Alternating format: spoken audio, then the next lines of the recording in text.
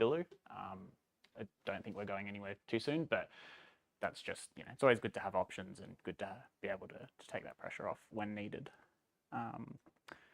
If you're not in the Slack group yet, I'd suggest scanning that QR code and joining. It's a good place to hang out throughout the month with other developers, and that's a community that stretches across Australia and New Zealand. So there's more than just devs from Sydney in there. Good place to find work and ask Swift questions and things like that. We are on YouTube tonight, so the camera's just over there. It's mostly pointing at the speakers, but just be aware of that. And who's attending for the first time? Just a show of hands. Big welcome. Hope you enjoy and thanks for coming along. If you like what you see here tonight, there's always Melbourne CocoaHeads, definitely worth checking out. And they have a good live stream as well. So they run usually the Thursday before us every month, so the second Thursday of the month. It's always worth a watch if you can. Is anyone hiring or looking for work? There's a quick chance. Yeah? We're hiring. Where's here? So I'm Wayne, I'm from Qantas Loyalty. So we're looking for a senior iOS dev. Cool. Else anyone Great else? perks, lights. Not seeing somewhere in the middle. So in the middle, okay. All right. Well, maybe you two can have a chat, or yeah, if anyone else has not seen your work, you know who to talk to in the break. There's also the jobs channel in Slack. So if you're interested, you can post there, and it could be a good way to find people or to get a job. Looking ahead, so I remember to update the date this time. Next month we'll be running on the 20th. We'll be back here at Billu. All going to plan. It'll be our last talks or last presentation night of the year. So if you have a presentation you've been meaning to give, please let us know because we can feature it next month. Otherwise, I don't think there'll be a presentation month till February. But as always, like the full details will be published on Meetup, so that's when things are finalized. But if all goes to plan, the idea is last talks of the year next month. December, there'll be the usual kind of fun pub quiz style, no formal talks that evening. And then we'll take January off, which has been the case for most years. So yeah, if you're interested in talking, it doesn't have to be for next month, could be for early next year as well. Let us know and we can make that happen. And onto the schedule for tonight. We've got Jan speaking first, and then I'll be following up shortly. I think these are both talks that are on the shorter side, so we'll just go straight from one talk to the other, and then there'll be time to socialize or catch up with people after that. So without further ado, I'll pass over to Jan.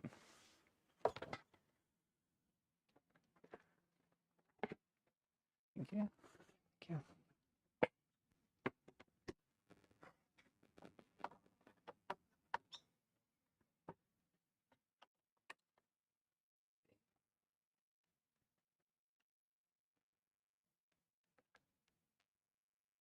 Okay. So hello everyone. I'm Jan and I'm iOS developer, as all of you. So yeah, today I'll be talking about Waterfall. Does someone recognize like what Waterfall is this? Do you know? So this one is like a Gullfoss. It's like from Iceland. It's one of the biggest Icelandic attractions, and it's part of the Golden Circle tourist route. But as you suspect, like today I'll be not talking about those waterfalls, but about like a software development lifecycle waterfall. And don't worry, it will be quick, just 5 minutes. So a couple of months ago, I listened to this like oddly influenced podcast, and they talked there about this topic, what I want to share with you tonight. And so I'm pretty sure that everyone knows like what is waterfall methodology, like how project could be driven or should not be driven maybe. But do you know like its origin, like how this was created? So to give you some context, it all started in late 60s, early 70s when computers looked like this, and running program on computer, it was like super expensive. Like everything must have been computed first by hand and before actually running it on the hardware, just to make sure that this is correct. And so can you imagine doing this like today? From the project perspective, it was happening like during early space exploration by NASA. So the stakes were like super high. It was in the middle of the space race, and 4% of the US annual budget went to NASA. And they've been putting a man on the moon. this Apollo program involved over 400,000 people. Like this was the scale of those projects. And there was this need for some methodology, like how to drive huge and very expensive software projects with many, many moving parts. And here comes the hero of our story. His name is Winston Royce. He started as a computer scientist and professor assistant in Caltech. And later, he became project manager in the aerospace division in TRV. TRV was a huge US company, which was building many spacecraft as a Pioneer 1, Pioneer 10, and several other space-based observatories. And finally, during 1980s, he became director of Lockheed Software Technology Center. So this is his background. Like he's smart and he wrote a lot of code and has driven like many projects. In August 1970, he published article managing the development of large software systems. And its summarization, it is his summarization of his experience and ideas how software should be developed. And it's not long, it's just 11 pages with many images or diagrams. This is the image in the beginning of the original article. And the waterfall methodology actually got its name based on this image, which was like much later. And this is resembling like this cascading waterfall. So it looks great, it sounds great, it's very simple. Let's do that, right? But this whole thing is wrong. Like literally in the next paragraph, he's saying that the implementation described above is risky and invites failure. To make like no doubt, like he repeats that in the summary of the article in the end.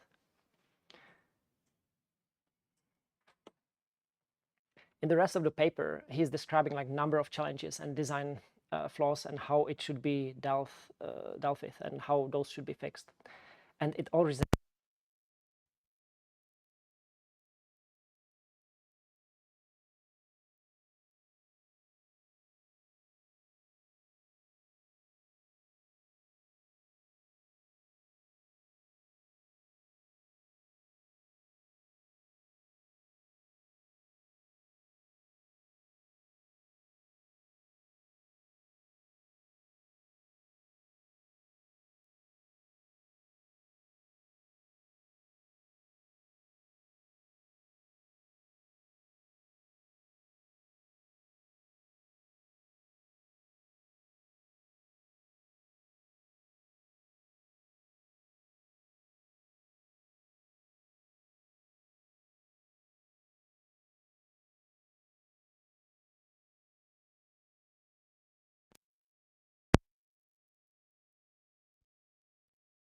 like no way around that.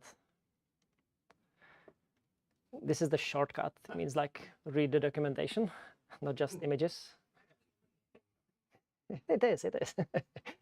And the last one is like never ever show how not to do it on the first page. That'd be 1 for 1. So this will be all from me today. And next time we can talk about all the things that are wrong with Agile. Okay. So here are some resources. I probably just have a question for the audience: is how many people have actually worked on anything big that's been in Waterfall? Because I know I have, but I don't know many of you have. Yeah.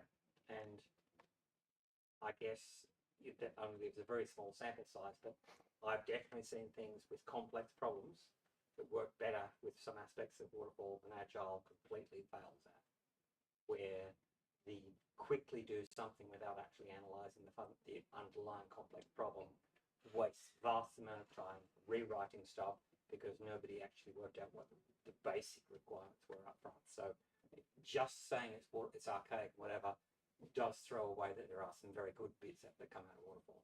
You actually need to understand the problem before you start building stuff you keep throwing away and rewriting. So Yeah, I don't think that he's arguing like against that. It is more like if you make some mistake, you just have to go back, which is much more expensive. Yeah. Yes. Not yes. Yep. Good talk. Thank you. Cheers.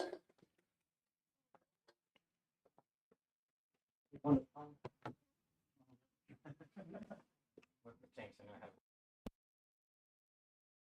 It's called Waterfall afterwards. Like design patterns. Someone has been doing it for 10 years. Just keeps going endlessly. Cool. That's called software. We're all good, Christian? Yep, cool. All right. Hello, I'm back again. That's very light. Then it's meant to be green. Yeah, it doesn't matter. Okay. So back in February of this year, I gave a talk here at CocoaHeads on live activities. And the talk was all right, but arguably incomplete, and I kind of rushed some things at the end.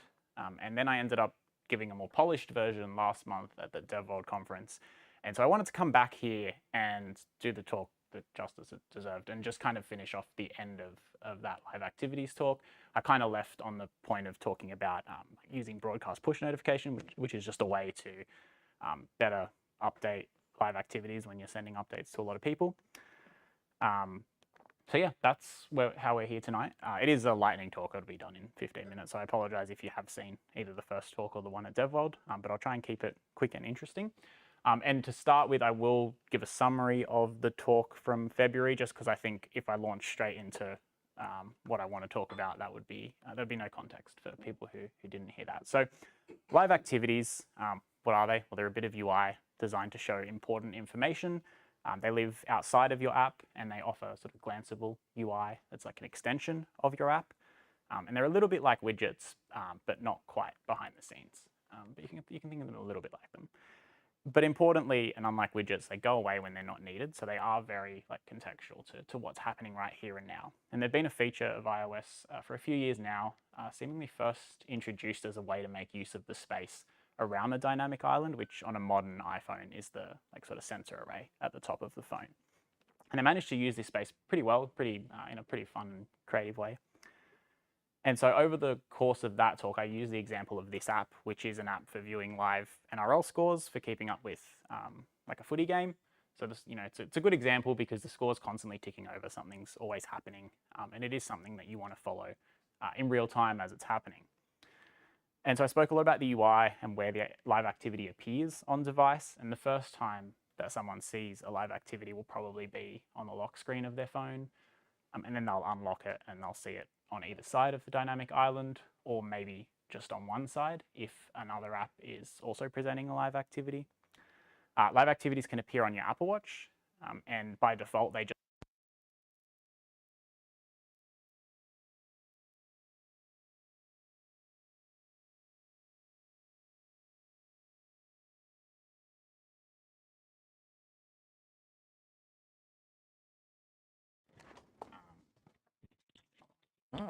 Oh, Keep going. oh, we're on 2, okay. Yeah, right. Cool, thanks. Yeah, so starting this year with iOS 26, they can appear in your car with CarPlay. It's pretty cool. And also on your Mac.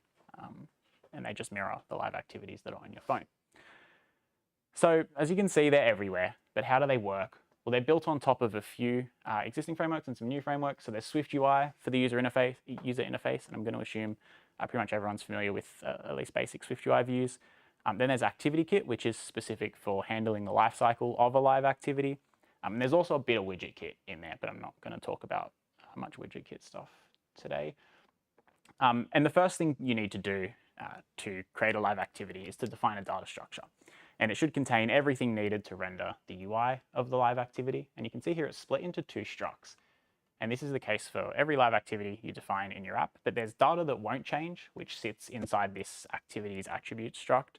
And so in the case of live sports scores, this is like the match ID, the team names, the start time. That stuff's not going to change, and you only need to set it once. And then there's the things that will change pretty much with every update. So in our case, that's the actual scores, the state of the match, the progress, like time elapsed, that kind of thing. And they go inside of this nested content state struct. And then from there, in our widget extension, we actually define our live activity. It looks a bit something like this when you create a new template in Xcode. And we get these 2 closures to work with, and these 2 parameters that are passed through into these closures. And from here, we need to return our UI. And I'm not going to go into that because that's getting too much into what I covered last time. But basically, from these 2 closures, we return UI that covers all possible states that our live activity could be presented in. And then that's how it appears on the lock screen. Whoops. But if you are interested in that, part 1 of the talk's available on YouTube at that URL. But yeah, I will skip over UI otherwise. That are basically like a widget. What do you mean? Sorry, like So the like a UI? widget UI. Exactly. Yeah. So you've got very similar limitations where you can't have a state, or you can't do anything on a peer or load you have to. The idea is very much like widgets, where you've got your provider for providing your data. The context here has to have everything in kind of its pre-formatted state, if you will, and then you're just rendering static views from there. Yeah, so starting, updating, and ending. And this is where it gets interesting, because there's a few ways to do this. You can do it locally and you can do it remotely. And when I say updating live activity, I just mean providing it with new information. So score changes, we want to send an update, and we want that score to be reflected on our users' phones. And this is kind of a short version of all the code that you need to control a live activity locally. To start one, you construct your two structs, like your data models, your attributes and your content state, and you pass it to the request function, which, if it succeeds, will start the live activity and it will appear on the lock screen. And then updating is equally similar, where you just create a new state and pass it to the activity that you just created. And then when it's time to end, you do that again.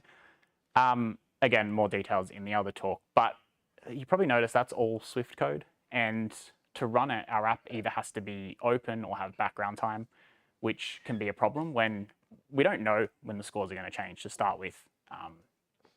It could be any time. And if you've tried to run an iOS app in the background, I don't know about you, I've never successfully gotten one running reliably every few minutes, which is really the bare minimum for what you need to update a live activity and have it be in any way current.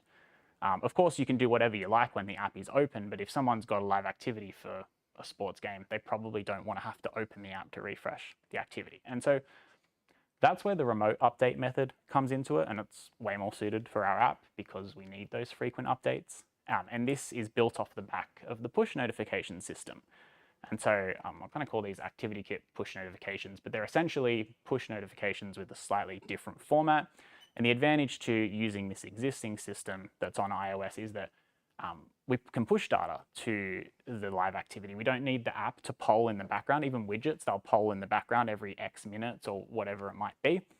Like using these push notifications allows us to push that data to the device. So more or less in real time, you can update the score.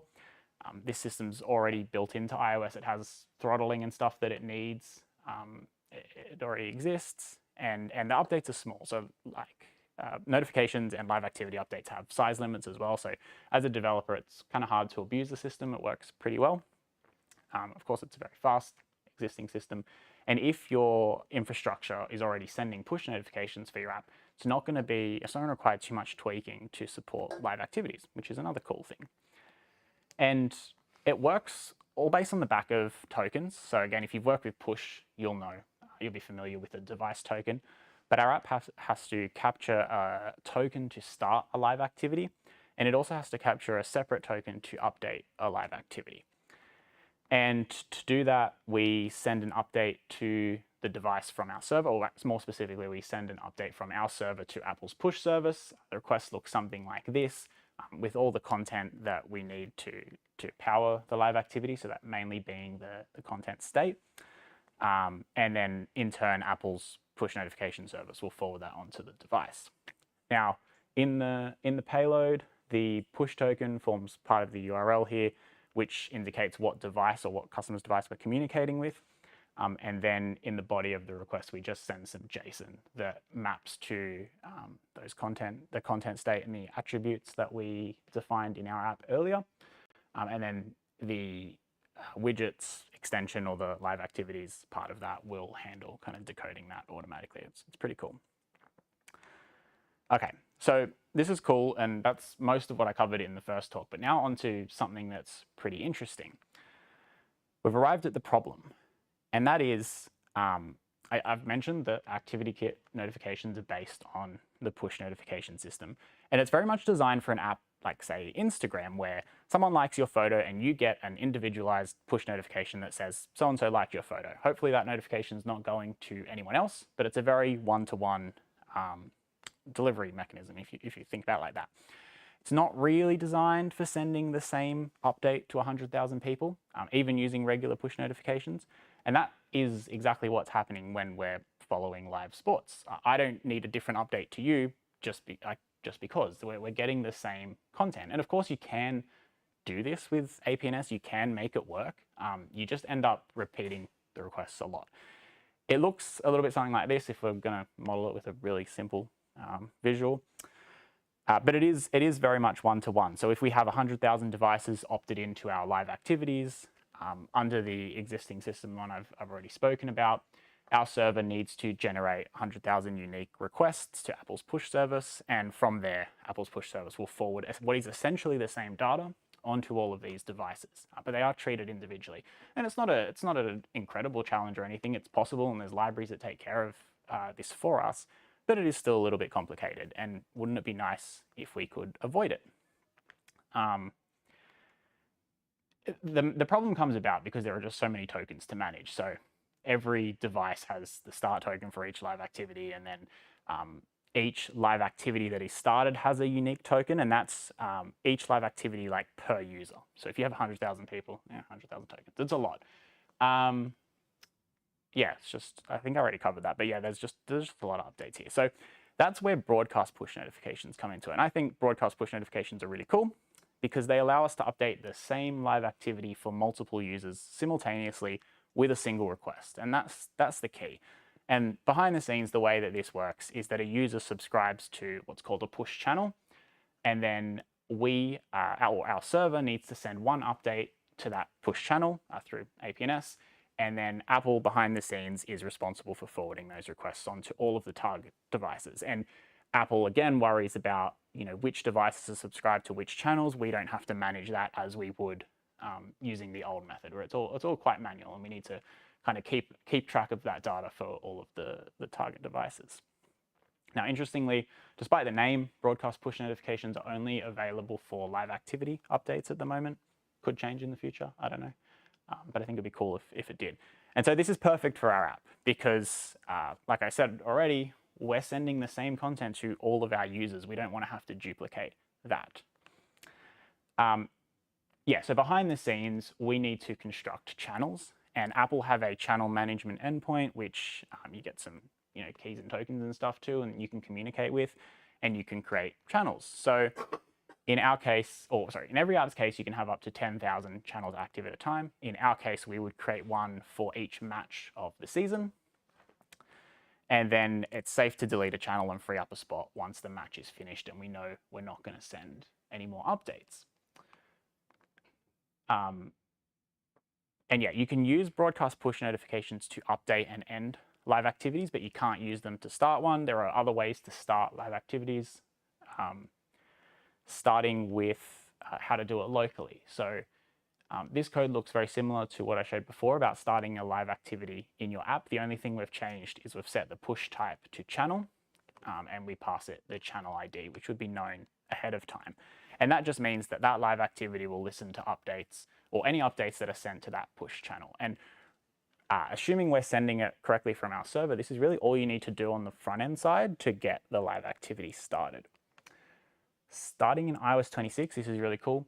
You can also schedule live activities to start at future points in time. So you could have, in our sports app, you could have someone go through at the start of the year and say, I want to subscribe to all matches or all matches by this team. And behind the scenes, you can just opt them in using this request method, assuming you've already generated your channels and stuff.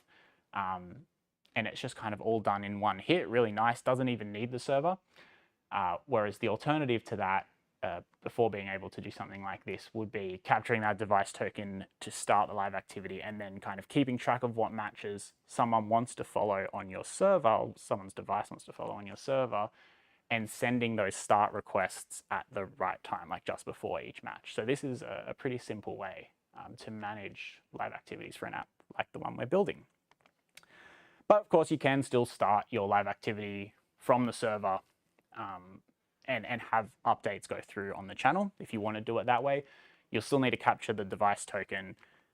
And basically the only change to starting the live activity is you need to specify the channel that it should listen for updates on. If you don't specify this, it'll generate a token, like an individual token that it expects updates on. So it's just kind of controlling how you want to manage that live activity once it's started. But because you can't start them using the broadcast endpoint, this is just the existing, this is just sent to the existing Apple push notification service endpoint. So there you would still need one for you. Yeah, to start it, and then all subsequent updates would be listening on the channel. Yeah. But updating it is the first kind of major change from our server's perspective, because this is a brand new endpoint. So in this case, we're sending an update to our live activity channel rather than the specific like target device. So it's a new URL. We specify the bundle ID here. If you recall, in the previous request, we were sending it to a device ID. We're not doing that anymore. And we set what channel we're going to send this update to in the headers. And then everything else is basically the same. You send the same data through in your payload. And then an end event is very much the same as an update, except we specify the end event type. So that's really it. That's a hopefully really quick overview of broadcast push notifications, which is a cool way to do live activities at scale. So thanks for your time. And yeah, that's it. Feel free to ask questions. You don't have to. Yeah. You said there's the fixed component on the constant change, like scores and whatever. So what about if they say, well, the start time has been bumped 30 minutes? So you have to move it out of the static part and into the dynamically changed. It's expected to be starting at 2 o'clock or whatever time, but in fact it might end up being 2:35 or something. Yeah, so that might be an argument in favor of doing it dynamically on your server. Like if you schedule ahead of time for the whole season, you're going to be stuck. If you had enough notice, you could expect that the next time the user opens the app, or even with background app refresh, you can, I haven't actually checked the API. I'm sure there'll be a way to cancel a scheduled one. So you could do something like that. But yeah, if it was a last minute change, I think you just have to wear it. That's kind of the trade-off of you got this like nice, really convenient way of doing it. Yeah.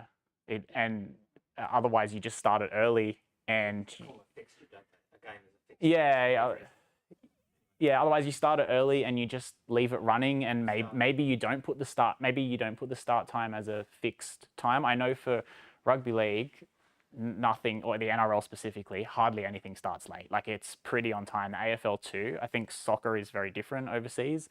Given the live activity is a limit of like 12 hours or whatever it is. Yeah. Go start half an hour early.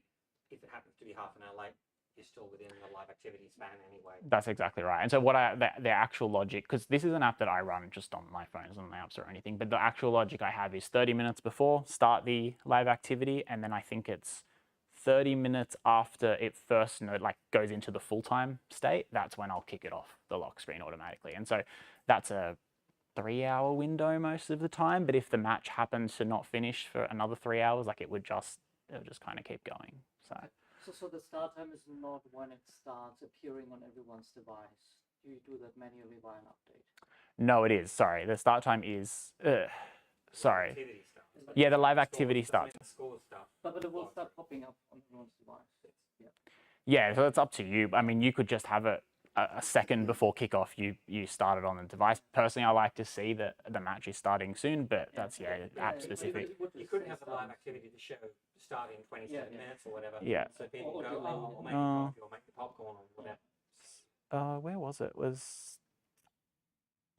Oh no, sorry, it was much further on. So sorry, it would help you when you my slides. So this start date is when you just want it to appear on the lock screen.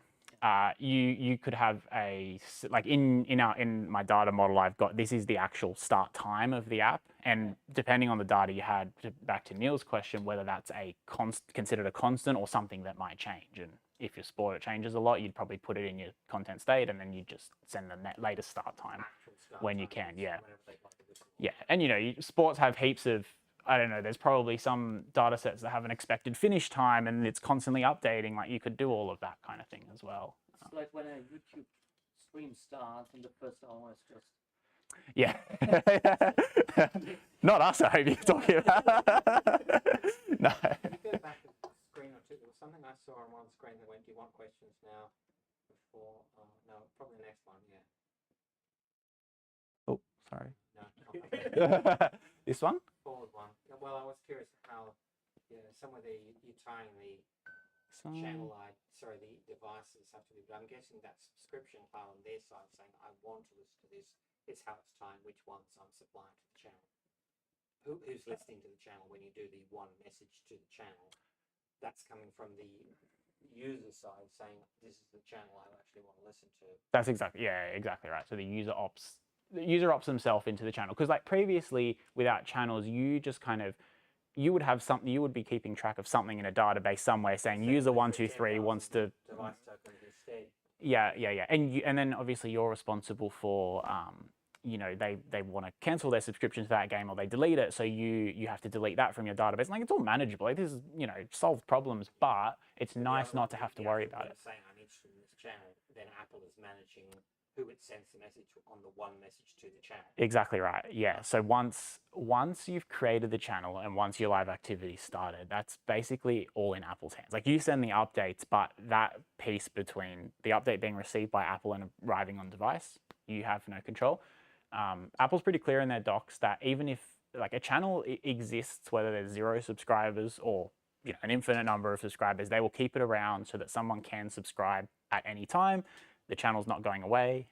The updates will keep flowing So if you want. choose to delete it when you go, that's a game 3 months ago. There's no Exactly. Yeah. And realistically, for something like this, an hour after full time, you're not going to send any more But this updates. So. channel it's 26 plus only. No, channels are 18. Oh, Yeah, so I didn't mention that. They were last year, like which bit's the year 26 plus? It was something 26. pretty much the only thing 26 is the schedule start. Yeah. Yeah. So you can't go, I want to listen to this thing. Right, it starts Yeah. in 3 months. Yeah, so pre-26, you keep track of that, and then 30 minutes before the kickoff time, your server is sending that start event, which, again, like, it's not a massive problem, but it's so much nicer to do this than it is to have to worry about that state management. Cool. Yeah. Do you see much, like, would there be in your mind a requirement to have both the ability to send from the server and locally in the case of, like, a match is in progress and then somebody decides to subscribe to that match live? Yeah, so I guess it depends how you're starting it. So, It would probably just get the latest equivalent combine latest. So they subscribe and they're now into the channel and they're going to get the next update. yeah, so They might get previous, don't know. no, so what will happen is, so there's two things. The first thing I want to say is, probably doesn't answer your question, is that I think it's worth doing local updates even when you have server updates, because let's say someone opens your app might be 5 seconds ahead of the live activity. It's probably worth just doing a quick update. It's free. You don't get like budgeted like that. But then the second part of that is, yeah, the live activity needs to start at some point. So if you're using channels, it's not a big deal because you just start it on the channel, then the next update, like, you would start it with the most up-to-date content. You wouldn't start it with like a pre-match state. You'd start it with 20 minutes in, and then it will just, the next time an update is sent, say 2 minutes later, it'll just pick that up and run.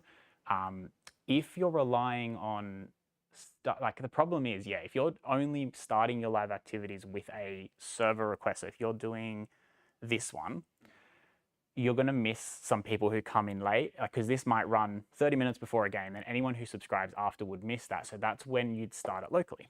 And then after, like, it would still go through the same process. So the way that, I didn't cover it in this talk, but the way it works, if you did it locally and you weren't using a channel, for example, your app then gets a callback that says, this is my live activity update token. You would just attach that to the user on your server. And then the next time your server goes, I need to update this for 100,000 people, that token is just in there and it gets the next update. So yeah, you do need to handle latecomers. But yeah, it's doable.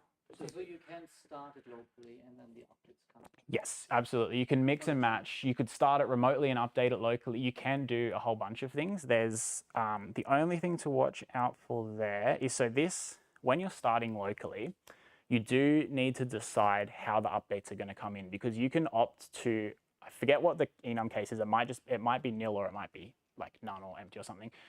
But you can just say no push type. I am only going to update this locally. Might be fine if you had a timer app or whatever. But if you want to send updates remotely later, you would either start it on a channel or with the other type is token or push token, and then that will ensure that token gets generated, and then you can send as many updates as you want later. Presumably it's less an issue with activities that have lots of changes. But if you have something that might be nil all at the end, there may not be any updates for an hour and a half. Hopefully still updating the time. Yeah. Yeah. You don't really need the remote thing to update the time. You should know the amount of. Or I guess Yeah. if it's the sport where they stop. They the clock, exactly. the Yeah. start Yeah. clock, you do need to know the match clock, Yeah. not the actual elapsed time. Yeah, So there's still good reason to. I got into this because I was like, I just wanted like footy scores live activity on my phone, and I was like, surely I can do this locally like widgets. I'm like, I don't care if it's infrequent updates. Like, give me every 5 minutes. I'll maximize every kind of limitation I can and just work around this. And then I realized there's actually no good way to do this, and I'm like, okay, fine. I actually have to build all this server code that I didn't want to. But it's kind of cool. Like I really like it now. Yeah, exactly. It's really cool to see all the pieces fit in together. And something you would know this, but something I mentioned in the last talk was Apple's documentation is actually like super good for this. So there's a few web pages, and it basically walks you through start to finish. Like there's a few little places you might get stuck on, but I reckon 80%, 90% of it is there, and you can actually almost walk through it and like have a working server implementation or local implementation of a live activity. I think I got caught that I already had a test project and it had a widget. When I said I wanted a live activity, it created a separate widget that had a live activity, and then it had two different components. Yeah. And when you went to do the start, it just went no. Because it was trying to start the wrong thing. I think it is. Delete the existing widget, create a widget which also has live activity. Yeah. And then it's fine. But it was just like no clues about why it was failed to start activity. I think it is confusing that they are, because it is confusing they live in your widget extension. So if you have a widget in your app already, you've got something like this, you've got a widget bundle, you just add your live activity to that like you're adding a regular widget, and you can see that even the activity configuration is a widget. But the automated steps don't work as well out of the boxes. If you don't have one, you go, I want one. Yeah. Give me a widget with live activities. Yeah. It does a much better job. Yeah, well, that's essentially what I've changed the names, I think, but that's essentially the template that you get if you generate that, which is Confused about the two widgets. Yes, that makes sense. Yeah. Cool. Yep. One last question. Yeah. Of course. You mentioned that you get a token for starting. Is that the same as your regular push token, or do you need to manage this separately? You manage them separately, and I think the reason is because each live activity that your app has a different start token. So we could add, I don't know what the limit is, but we could add a couple more live activity types here, and they would all have unique tokens. But the way you manage them is very much like push tokens. You capture them pretty close to app launch, monitor for changes, send them to your server. If you've worked with push tokens. So if you only had one live activity in the bundle, you would just request one token, and then you'd subscribe that to, on the back end, you would then use that token, subscribe it to the given channel ID you want. Yes, that is how you send the start event. So if you're just doing channels, you might not even need to worry about the start tokens if you don't start remotely. It's only if you want to send that start event from your server that you'd have to worry about it. So if the only way to start a live activity is open your app and say, I want to follow this sports game, we can safely ignore that start token. But yeah, otherwise it is. And that just like notification tokens, it changes every so often, but not super regularly. The one that gets me is the live activity. Live activities can only live for 8 hours, but each time you start one, you get a token to update it, but it can change, which is it's only possible. It can change during the 8 hours, and it doesn't really in practice, at least from what I've seen, but the documentation says like program like it will change. So you have to kind of manage that and consider it like editable, if you will. And you do get like if it does change, you get your task gets called and stuff. This is all in the last talk, but you can set up a subscription where you can listen to it and you get enough background time to send it to your server and all of that. I don't know. I wish I knew why which I'm sure there's good reasons for the token switching over. I wish it was documented somewhere. I don't know. Maybe it's obvious and I missed it. Remember that stop and also saying if you say like I want to stop my activity, you actually have to go and do like a search and then loop through to find the one that matches. So it's not like a simple I've got something I can do something. You have to go and look through a set of data to find the one that matches the thing you first thought of. Yeah, okay. It's not very obvious why. Yeah. It works. Yeah. It seems to be plotsy each time that you're doing a loop Yeah, through the table to go, Why am I looking at someone Yeah. when I've only got one? And a lot of that is like this. You're just working with a lot of data, and so that's again like the push activity push tokens. Like the broadcast push token. That's the one. Like they just make a lot of this easier because you're not worrying so much about the individual user or the individual device, which is it's cool, especially for something like this where it's side project. I don't really want to have a full token management system on the server just for me. So you know. Yeah, a little bit more pizza, drinks in the fridge. Otherwise, get home safely, and we'll see you next month. So, thanks.